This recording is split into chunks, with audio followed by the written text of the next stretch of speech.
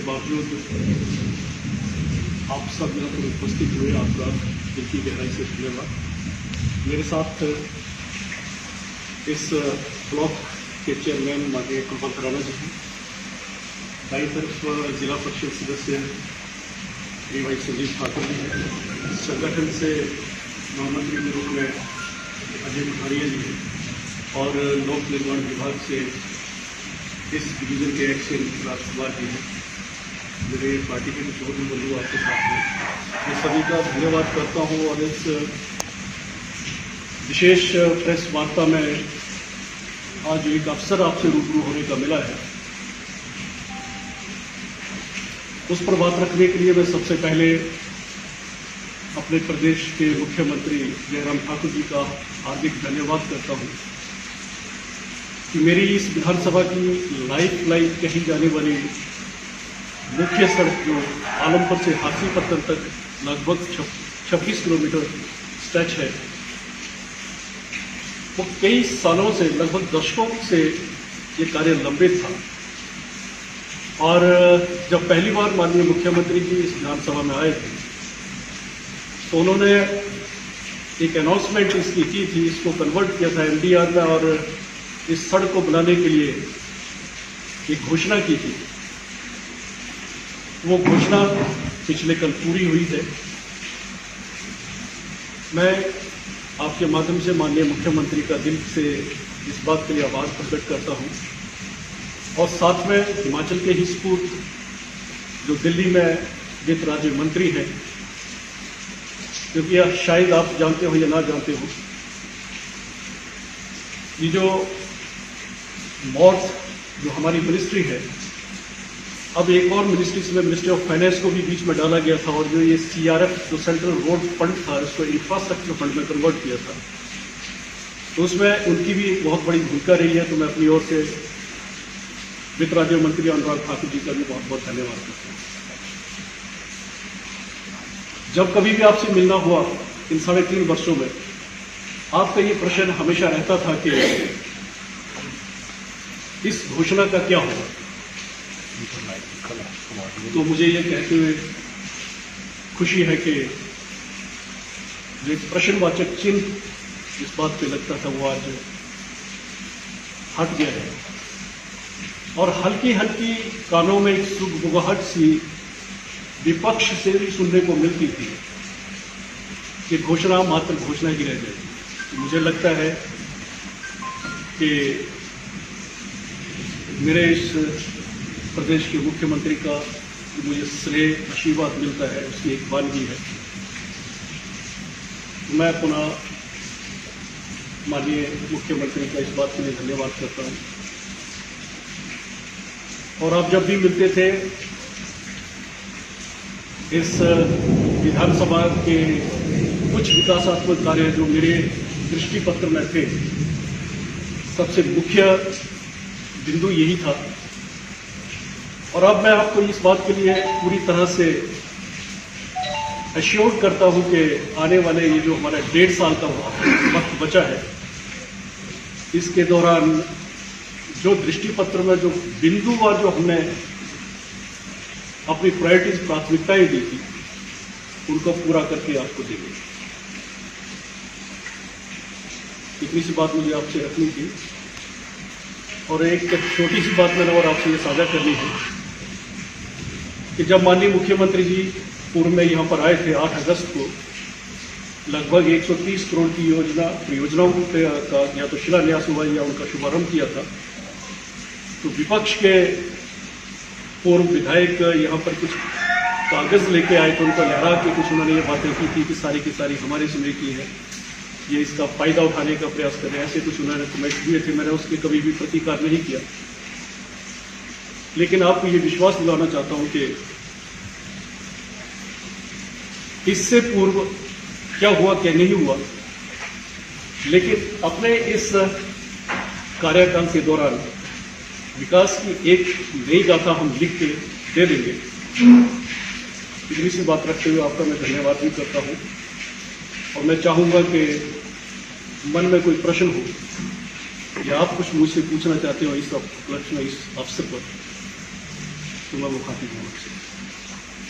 Sir सड़क को ही लेके हमारा प्रश्न है, टेक्निकल तो एक्शन साहब ही बता पाएंगे कि किस तरह से कैसे बनेगी सड़क। लोगों में थोड़ी सी क्यूरियोसिटी है कि इसका कैसे, इसकी विड्थ कितनी होगी या बाकी कैसे स्पेसिफिकेशन रहेंगी इसकी। वर्तमान जो सड़क है उसमें कुछ बदलाव आएंगे या नहीं आएंगे? Black surface. कल माननीय एक्शन साहब के साथ हम बैठे थे, एमडीआर की स्पेसिफिकेशन के हिसाब से जो इसकी विड्थ होगी वो बनेगी, लेकिन जहां पर ये लगता है कि इस रास्ते को छोटा कर दिया जा सकता है, कहीं की ग्रेड की प्रॉब्लम, क्योंकि बहुत पहले का बना हुआ ये रास्ता था। अब इसमें अब नई टेक्नोलॉजी है, नई तकनीक हमारे पास उपलब्ध है, जहां पे हमें लगता है कि एक पुल बनाकर हमारी कोई 400 मीटर 500 मीटर रास्ते को कम किया जा सकता है, तो उस पर कवायद इनकी चल रही है। और मैंने जहां आपके सामने जहां धन्यवाद किया अपने नेतृत्व का, वहां पे मैं अपने अधिकारी को भी इस बात के लिए धन्यवाद करना चाहूँगा कि जब ऊपर से ये आदेश आए कि अब इसकी अप्रेजल बना के दो, इसकी डीपीआर बना के दो, टाइम बाउंड होता था, तो मेरे अधिकारियों ने रात दिन करके, चाहे वो अप्रेजल रिपोर्ट थी चाहे वो डीपीआर थी, इसको समय पर बना कर दिया है। और मैं एक प्रसन्नता का विषय अपने अधिकारियों के बारे में ये आपसे साझा कर सकता हूँ कि जब ये डीपीआर एक्चुअल में मांगी गई तो पूरे हिमाचल में से 27 डीपीआर टोटल आई थी, और पहले नंबर पे शायद रोहू से एक डीपीआर आई, तो दूसरे नंबर पे मेरी जयसिंहपुर विधानसभा की ये जो डीपीआर थी आलम प्रकाश सिंह पत्तन, वो मेरे अधिकारियों ने बनाकर शिमला में कॉन्ट्रैक्ट की। इनका भी बहुत मुझ पर भी एहसान है और मेरे इलाके की, हालांकि अधिकारी है, इनका काम कार्य करना है, लेकिन जिस तत्परता से जिस तन्मयता से इन्होंने काम किया इसके लिए सचमुच बधाई की बात है। बाकी जो आपका प्रश्न मूल प्रश्न है, जहाँ जहाँ चेंजेस की जरूरत होगी नई टेक्निक के हिसाब से, लोगों की सुविधा के अनुसार वो काम विभाग करेगा। सर ये तो आपका एक ड्रीम प्रोजेक्ट था, लेकिन एक और बड़े लंबे समय से मांग हो रही है हाथी पत्तन डिपो।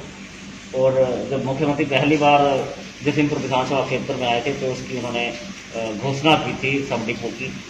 मुख्यमंत्री की घोषणा हुई थी, लंबा समय हो गया, 3 साल से ऊपर ज़्यादा समय हो गया उस घोषणा को हुए, लेकिन अभी तक तो वहाँ पे अभी एक फाउंडेशन भी नहीं हो पाया है उस बस डिपो का। तो भाई मनीष जी, मुझे अपने आप पे कम भरोसा है, मुझे अपने प्रदेश के मुख्यमंत्री पर ज़्यादा भरोसा है। वो हर मेरी जो मांग है उसको पूरा करते आए हैं। ये मांग इनफैक्ट 2 शब्दों के अंदर उलझ गई। मैंने मांगा था HRTC डिपो और घोषणा हुई थी सब डिपो। अगर सब डिपो ही यहाँ खोलना होता तो अब तक मैं खोल चुका हूँ, लेकिन क्योंकि जब डिपो खोलने की बात आई, जो भूमि इसलिए हमने चिन्हित की वो भूमि वन विभाग की थी।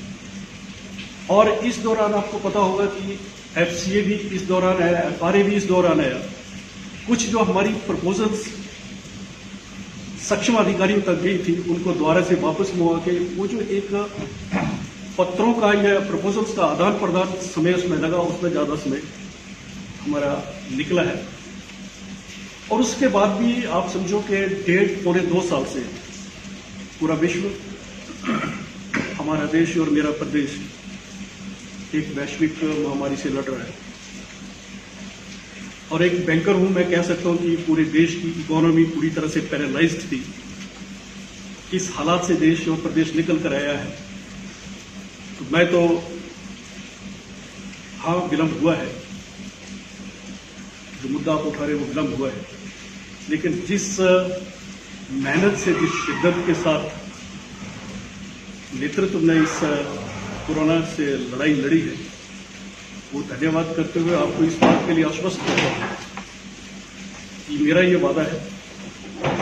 और परिस्थितियाँ बिल्कुल विपरीत रही है, लेकिन इस दौरान इस वादे को पूरी तरह से पूरा करेंगे।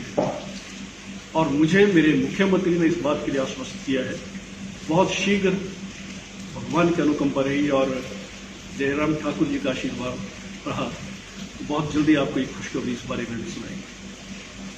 सर कोरोना संकट चल रहा है और हमारा जो विधानसभा क्षेत्र है लगभग 4-5 मेडिकल ब्लॉक में डिवाइडेड है और एडमिनिस्ट्रेटिव प्रॉब्लम्स भी आ रहे हैं। कोरोना के दौरान भी प्रशासन को भी दिक्कतें आ रही हैं। आप देख ही होंगे भद्रखी जो है वो गोपालपुर मेडिकल ब्लॉक में आता है, या फिर हमारा जो सरीवाला क्षेत्र है वो महाकाल में है, जयसिंहपुर जो है वो फुल में है। तो आपने भी एक बार प्लानिंग में ये मुद्दा उठाया था कि जसीमपुर का अपना मेडिकल ब्लॉक होना चाहिए। सर कहाँ तक पहुँची उसकी बात अभी तक? ये जो मुद्दा ब्लॉक है, आपने ठीक कहा कि मेरा जो ये क्षेत्र है ये 4 मेडिकल ब्लॉक्स में बटा हुआ है, जिनके नाम आपने थोरल है, गोपालपुर है, महाकाल है और भवारना है। जी। और सचमुच एक कोऑर्डिनेशन की कमी रहती है। वो मैं एक विधायक के रूप में मुझे भी मुश्किल आती है और प्रशासनिक दृष्टि से भी मुश्किल आती है। पत्राचार मेरा माननीय जो हमारे डॉक्टर सैजल राजीव सैजल जी हैं, उनके मंत्रालय से चल रहा है और उन्होंने ये आश्वस्त किया है कि बहुत जल्दी आपको आपका मेडिकल ब्लॉक देंगे। तो मैं आपको इस बात के लिए आप निश्चिंत रहें। ये जो मेरे कुछ बिंदु थे जो मैंने अपने दृष्टिपत्र में भी दर्शाए थे, उनको पूरा करने की ओर पूरी तरह से अग्रसर है। हाँ, जैसे मैंने कहा कि हमारी रफ्तार 1.5-2 साल के लिए रुकी है, ये एक बहुत ही कटु भी सत्य है और वास्तविकता भी है। यथार्थ ये है कि हम लोग थोड़ा सा डिरेल हुए थे कुछ टाइम के लिए, लेकिन आप समझें कि ये किसी के हाथ की बात नहीं थी। पूरा विश्व इसके साथ पूरी तरह से पैरालाइज था पूरा सिस्टम, लेकिन अब चीज़ें धीरे धीरे संभल रही हैं। और ये जो आपने मेडिकल ब्लॉक की बात की, ये इसी कार्यकाल के अंदर अपना ब्लॉक विधानसभा जसीमपुर को दे दी। सर, एक पिछले साल आईपीएस डिवीजन खुलने की मांग भी उठी थी और ये बोला जा रहा था कि 1 वर्ष के भीतर यहाँ पर आईपीएस डिवीजन शिफ्ट कर रहा। जहाँ तक आईपीएच डिवीजन की बात है, माननीय मुख्यमंत्री ने जब विधायी दल की हमारी बैठक हुई थी तो उसमें ये एक बात हम सबके विधायकों की रिकमेंडेशन पे ये बात की थी, हर विधानसभा में अपना अपना मंडल खोला जाना चाहिए। कई जगह तो मंडल खोले गए, कई जगह जैसे मेरा ये क्षेत्र जो थे 3 मंडलों के अधीन आता था, तो उसके लिए कुछ मंडलों से कुछ एरिया निकाल कर दूसरे मंडल के साथ मर्ज करना था। तो जो इसकी मिनिमम रिक्वायरमेंट होती है एक मंडल की फॉर्मेशन के लिए, उसमें कहीं दिक्कत आई, हो सकता है वो बैजनाथ हो या पालमपुर हो, तो इसको थोड़े समय के लिए लंबित किया गया। लेकिन प्रदेश के जल शक्ति विभाग के मंत्री एक दमदार व्यक्तित्व है और उनका भी विशेष आशीर्वाद मुझ पर रहता है। आप निश्चिंत रहें, ये सारी की सारी चीज़ें पाइपलाइन में है। और आज एक और बात आपसे साझा करते हुए मुझे इस बात की पसंद है कि एक और दृष्टिपत्र में मेरा जो मुद्दा था जो आपने अभी तक नहीं उठाया, ये हो सकता है आपके जहन में हो, आप उठाने वाले हो। गौ सदन, जो बेसहारा पशुओं के लिए जो एक गौ सदन कंगैन में बनने वाला था, वो काफ़ी समय से लंबित था। आज मैं हर्ष के साथ आपसे ये बात साझा कर रहा हूँ कि 2 करोड़ 3 लाख की राशि इस गौ सदन के लिए स्वीकृत हुई है। 28,74,000 का काम चल रहा है।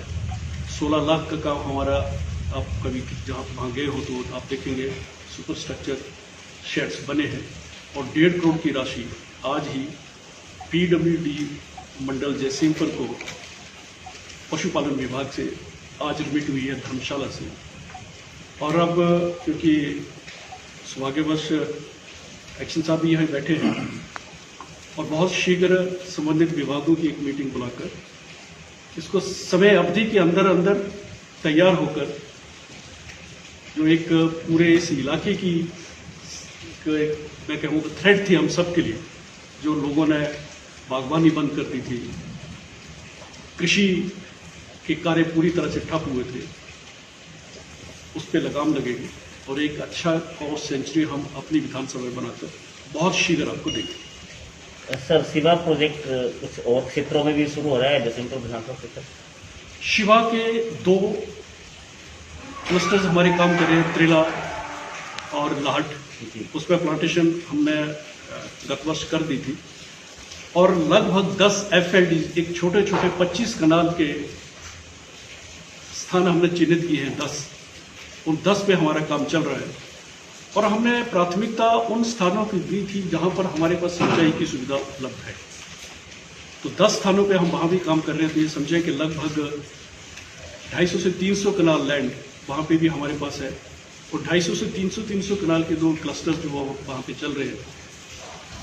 तो आने वाले समय में जैसे ही मुझे लग रहा है कि अभी मुझे नहीं पता कि फंडिंग की क्या पोजीशन है, लेकिन माननीय मंत्री जी के आदेश थे, पूरे विभाग के मेरे सामने ये आदेश थे कि विधानसभा जयसिंहपुर में हॉर्टिकल्चर का कुछ नया करके दिखाएं।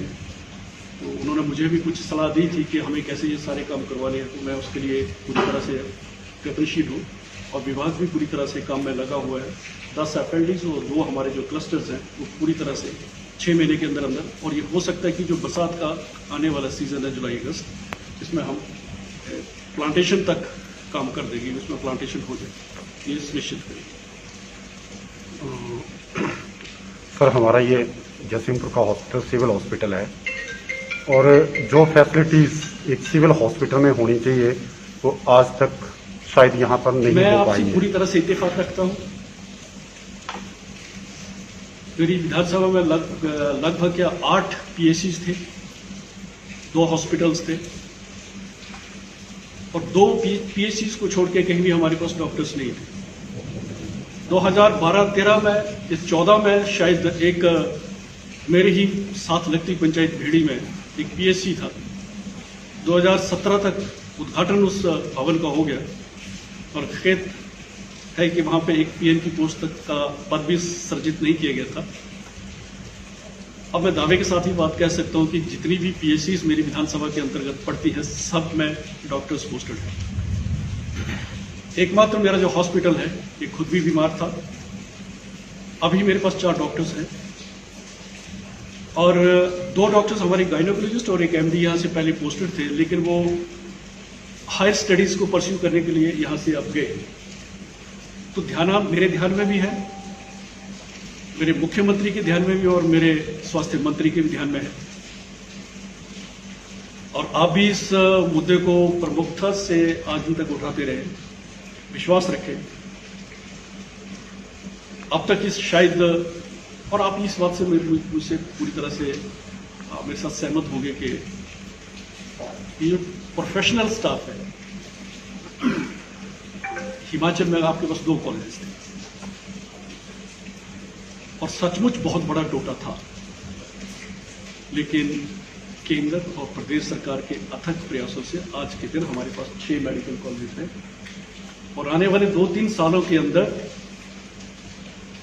कोई भी PSC, इवन हमारे जो हेल्थ सब सेंटर्स में, वहां तक हमारे पास डॉक्टर्स होने वाले हैं। जहां तक जयसिंहपुर के हॉस्पिटल की बात है, मुझे 2 महीने का समय दो, जैसे ही कोरोना काल हमारा हटता है, कम होता है, ये फुल फ्लेज 24/7 हॉस्पिटल चलाकर आपको देंगे। मेरी प्रतिबद्धता मेरे इलाका वासियों से है। तो ऐसा क्यों लगता है कि अन्य स्वास्थ्य केंद्रों के मुकाबले जयसिंहपुर के साथ भेदभाव किया जाता है? जैसे मान लीजिए भवारना है, पालमपुर है, पालमपुर इतना बढ़िया, टांडा के बाद शायद दूसरा होगा जिला कांगड़ा में अस्पताल, फिर भी सरकार का फोकस भवारना पे ज्यादा है, खुरल पे ज्यादा है। तो हालांकि इनके स्तर की बात की जाए तो दोनों ही सिविल अस्पताल हैं, लेकिन फिर भी यहाँ वो सुविधाएं नहीं हो पा रही हैं जो कि भवारना और खुरल में दी जा रही है।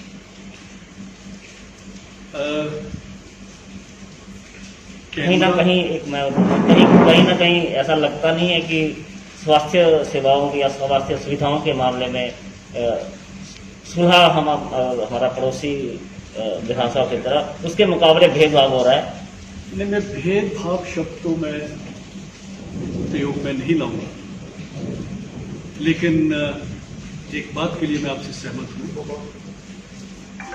कि हेल्थ सर्विस के मामले में हम इस विधानसभा में थोड़ा पीछे हैं, लेकिन मैंने जैसे आपको कहा कि 2 से 3 महीने का समय और दें, आपको यहां भी मूलभूत परिवर्तन नजर आएगा।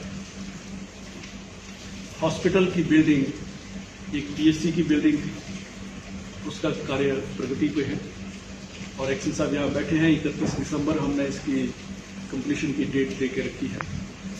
अब आप 8 डॉक्टर यहाँ पे पोस्ट करे हुए हैं, तो या तो डॉक्टर रख लो या फिर मरीज रख लो, इतनी जगह हमारे पास नहीं है।